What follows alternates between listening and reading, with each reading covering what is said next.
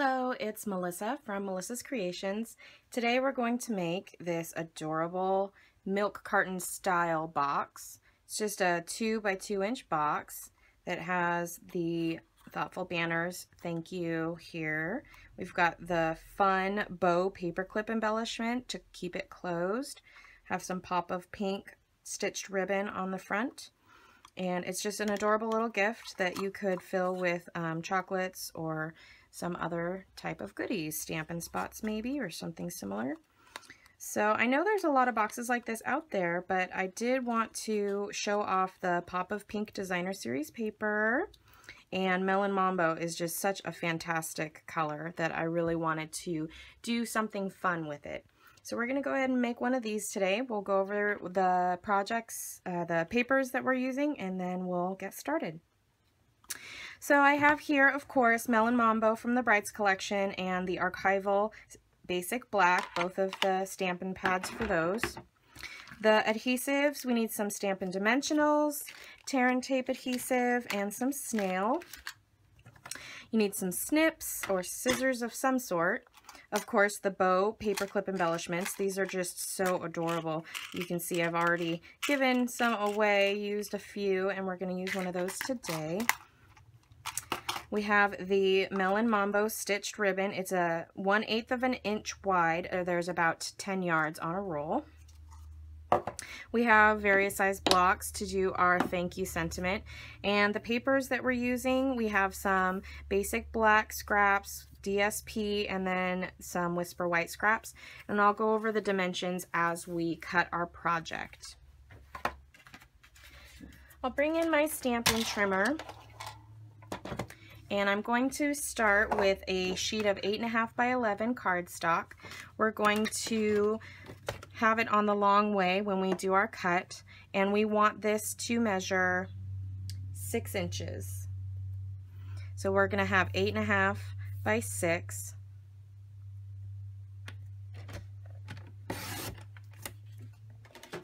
We're going to rotate and score every 2 inches. So you'll have a total of 4 score lines.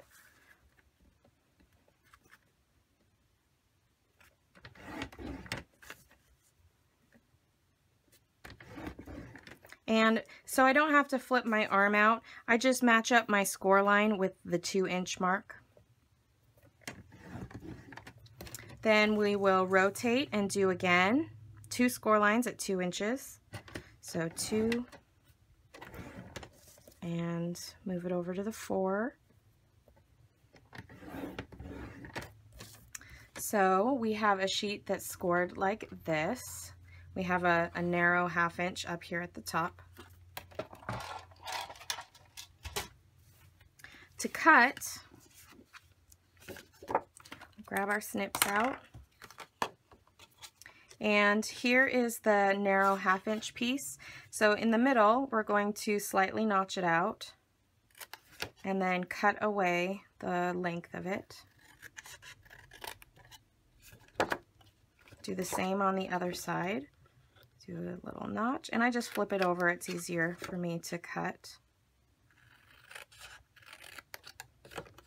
Okay, so this is what's going to glue to the inside of our box.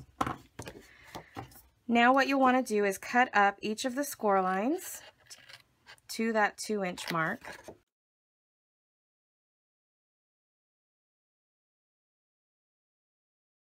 And go ahead and crease those score lines. You can see that our box starts to come together. So this is the back of my box where the flap will be glued. On these 2 pieces here, we want to notch and trim them slightly. So it's the top and the bottom one here. So if I grab it here, I know that it's these 2 flaps I want to notch out. So I'm going to fold these back. The 2 we're not going to cut. We're going to cut these 2 pieces here. I'm going to bring in my larger scissors for that just because it's a little easier. So just do a slight triangle off the edge. And then you can trim off about 1/2 inch or so.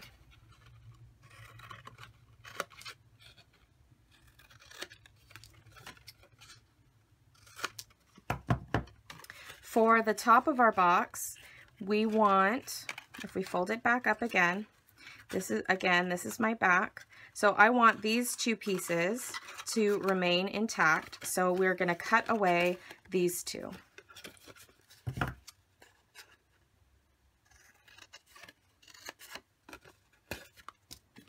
And again, just fold those back so that you can get in here and cut these apart.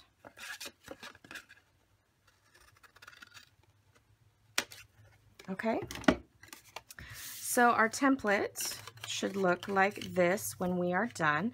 We have our 1/2 inch tab over here where we'll put our adhesive. We have these 4 squares that we haven't done anything to, and then we've cut these away and we've notched out and then trimmed those down. Okay, so with the pieces that will be on top, so essentially if I flip this around here for you, this is the bottom of our box and this is our top. So we want to round these corners here. I just have the Project Life corner rounder, which I love because it has these guides on the side, so I know I can just stick it right in and it will make a very nice rounded corner, just like so. Okay. We will bring in some of our tear and tape adhesive. We'll start with, on the right side of your box, doesn't matter too much with the plain colored cardstock. We'll just put some adhesive right there. And just so I know which flap I want to put my adhesive on, this is the back of my box. So if this is, let's see, if this is going to be my front here, and we're going to fold the bottom in, the 2 flaps that we didn't do anything to, fold those in, and then we'll fold these over. So I know that when I do my bottom, I want my adhesive to be here.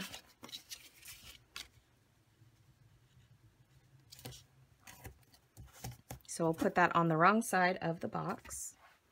Now we can assemble. I just give that a nice press so that it really sticks to that box. Take off the backing, take off this backing. So when you go to glue it together, you can just fold this side over. Here's my adhesive, and I'm going to hold this flap up so it doesn't glue down to itself, and then just line that up, press it down. So there's the start to our box. So this is going to be the back of my box. So you're going to fold, so here's the front now. You're going to fold the back piece in, then the front piece, this side, and then this side will come right over, just like so. And I like to trim that off and do those notches just because it gives the bottom of the box a nice finished look. And the inside of our box is still very sturdy. We have quite a few layers there, so it can hold quite a bit. So that is the box done. Now let's go ahead and decorate. For that, we're going to bring in our black cardstock. And we're going to trim this down so that we have 4 squares that measure 1 7/8. So I'll trim this to 1 7/8. And we'll do 4 squares.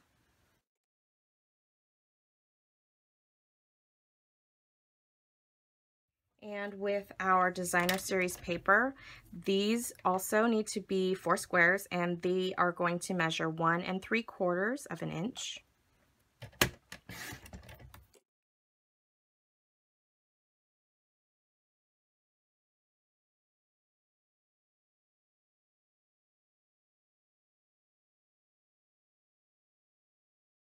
Okay, so take some snail and just go to glue each one of these onto the black. Be careful of the direction of your paper. If you are like that, like I am, you don't really want, or maybe you do, so you can see how the white and the melon make a V shape here. I want all of mine to go the same direction at a diagonal slant. So you don't have to be too mindful until you go to glue these pieces to your box.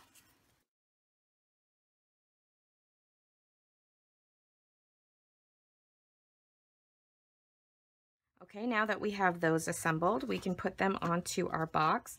You can use fast fuse or snail. I think I will bring in my fast fuse on this just because I want to make sure they stick very well. And the fast fuse sometimes can be a little feisty, so just roll it if you need to. Make sure you're doing those check marks.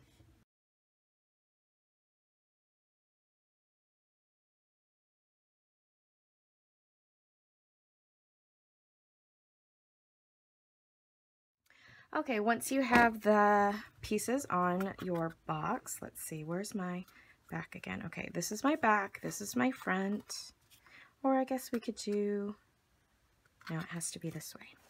All right, let's do the banner, and you can see that I have a black banner underneath that goes the length of the current banner that I have on there.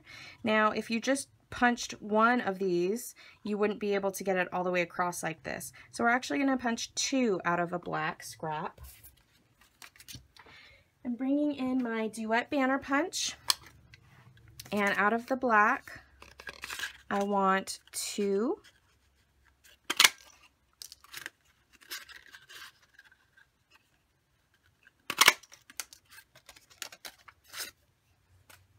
All those extra bits flying about. Okay, get those out of the way. So there are my two pieces here. Let's do the stamping on our banner. So we'll bring in that scrap of Whisper White. I am using Thoughtful Banners, which does come in a bundle with the Duet Banner Punch. This is an amazing set, and if you haven't invested in it yet, I highly recommend it because you can use it on virtually any project. So we'll bring in one of our blocks. Grab our mill and Mambo. I like to put it down towards the bottom because when I use the punch, it'll waste less paper. Now we'll get our sentiment, and I'm just using the thank you from the same set. When I line up my stamp, I want it to have a slight curve to it because right now it's just kind of straight. But if you lay it down, hold one end, and then kind of slightly bend it and stick it down, when you stamp it, it'll have that curve to it. Yeah. So basic black archival ink. Thank you. So cute. I love that font on that thank you. It's so adorable. We'll bring in our banner punch again. This time we're going to punch the top banner. So just get that lined up. You can slightly, very slightly squeeze down on the punch to get it in position. There we go. All right. So now to get our black to do what we want it to do, you just layer one on top of the other, and so that it's slightly offset here. You can see that it's offset, and then we'll just figure out how long we want it. I just want a little bit on each side, so that looks pretty good. So if I take this away, I know that's where I'm going to glue, so we'll just take a little bit of snail just on the one side. You don't want it all the way to the end.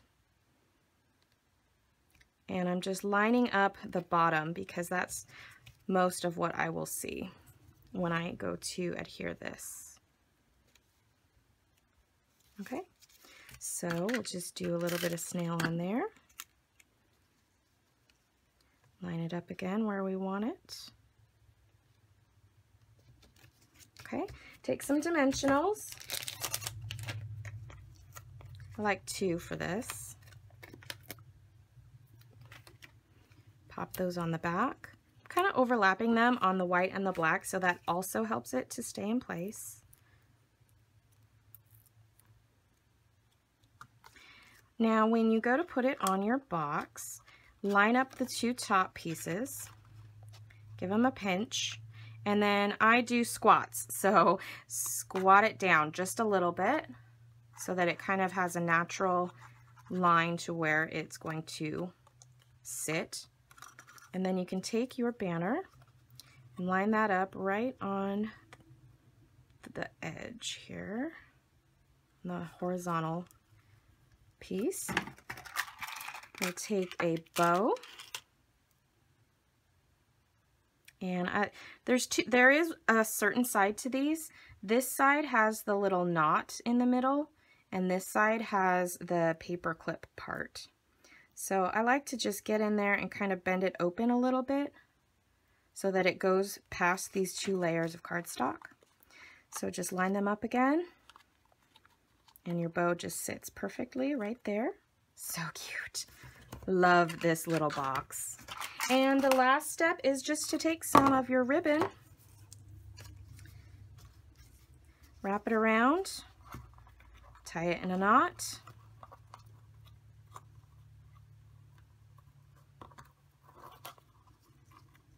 and you can fiddle with the position after you get it tied. Trim it off, and then you can leave it as a knot or you can do a little bow. Let's see if my bow will turn out now. Sometimes I have a hard time with my fingernails and those bows.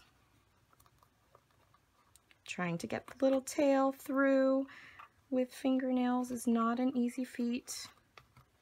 There we go. One thing I love about this ribbon is when you do get it tied well, the bows are so cute. The ribbon is very pliable, so you can kind of play with it until you get the bow that you want. And then we'll just trim off the edges at an angle, just like that. And we are done with our adorable milk carton boxes. You don't need any special punch boards or other tools besides the corner rounder and the Duet punch for your little sentiment here, but you could decorate it however you'd like. I just think those are so much fun. Thank you so much for joining me. I hope that you will subscribe to my channel. You can go to melissascreations.com to see more great content. You can also follow me on Facebook at facebook.com/mcreations. If you have any projects that you'd like to see, or if you want to book a party or join my team, you can find all that information on my blog, melissascreations.com. Thank you again for joining me. I hope you enjoyed this video, and show me your projects when you get one done. Thank you.